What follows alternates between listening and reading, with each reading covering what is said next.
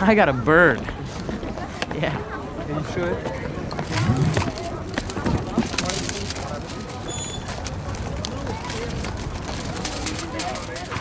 Show me how to use it.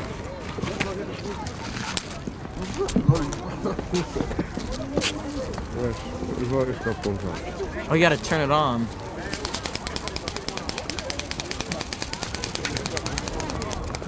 know what the naughty girls just asked me? Is he legend? Is he what? Is he legend? What is legend? Are you a legend? Oh, really? Yes. Yeah, I suppose I am.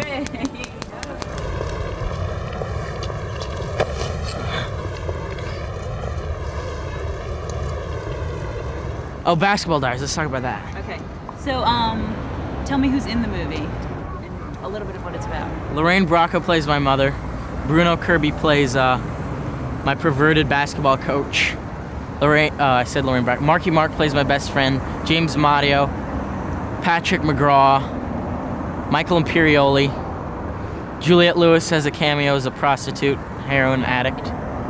And I believe that's it. And me. And what it's about? Yeah. It's about a guy, Jim Carroll. If you read the book, you know it's about, but I'll explain it.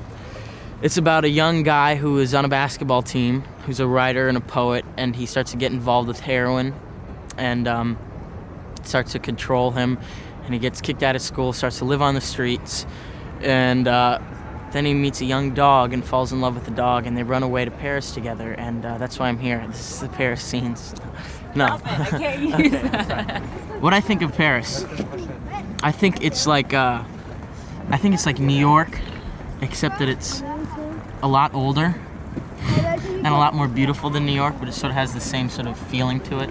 There's a lot of different cultures here and whatnot, and it's probably has the most culture of any city in the world, I think. And it's beautiful, basically, and I like the people here. I think they're cool.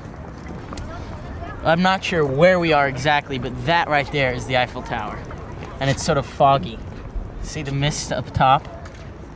And here are a bunch of golden statues, and I don't think they're real gold, but they'd get ripped off. And that's the goddess of water, and that's the goddess of cloth, and that's the goddess of her hair.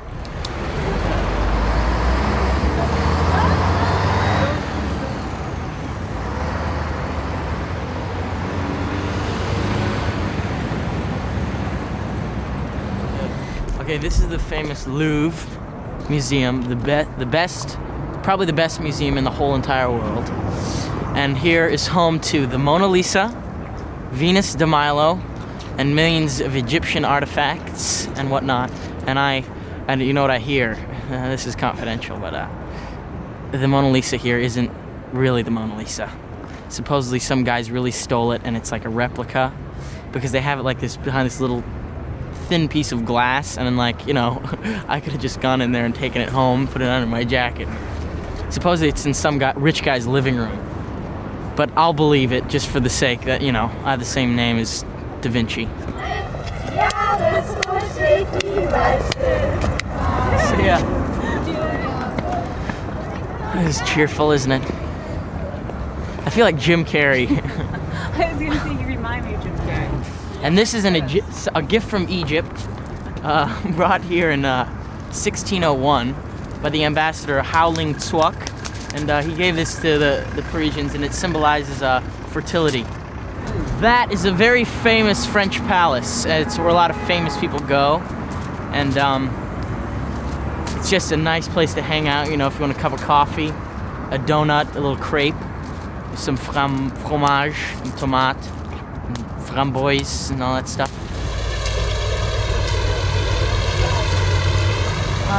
Are you ever worried about making the transition over to adult roles, or are you satisfied with? People have asked me that, but my answer is, I'll tell you what my answer is. Would you like to know? My answer is that I'll never get to really be young again, and this is my time to be young. So if there's roles right now that fit me as a young person, I'm going to do them and not sort of rush into becoming the young adult. I am a young adult, but like to be like the sex symbol of this, the young guy. if I can do roles right now that are young, I'll never get a chance to do them again. And I plan on being around for a while, so I'll get to do all that stuff later in life. Are you scared of being the next heartthrob or the hunk of the month or? No, I'm not scared of that. I don't think. I mean, I don't mind it. Whatever. I mean, as long as I don't really care about my public perception. You know, I've learned a lot about that, you know, from meeting people in the business and finding out it's completely different than you think it may be. I mean, sometimes it's completely true. Sometimes you read stuff about people and you're like, wow, that guy really is a jerk. They were right. But a lot of times it's just not true.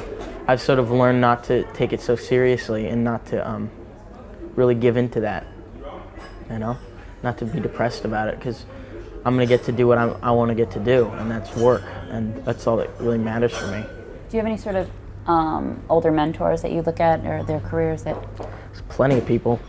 I like Gary Oldman a lot. I think Gary Oldman's really good. I like, you know, Pacino, Hoffman. I like, oh God, David Thewlis. He's gonna laugh at that.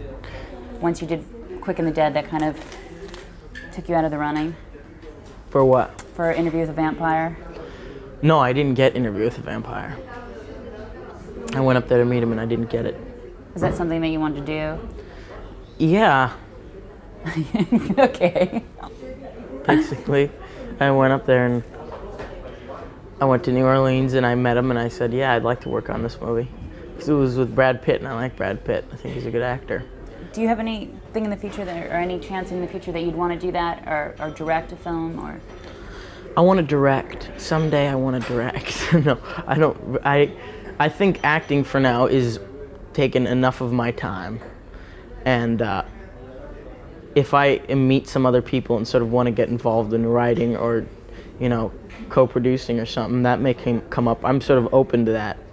But right now, acting is really consuming a lot of my time with the publicity like this and with the acting itself. I mean, I'm away so much out of the year, and I could, I suppose, but it's not really a big aim of mine. I sort of want to travel and do fun stuff, I guess, you know, have vacations. Hang out in Paris a little bit longer.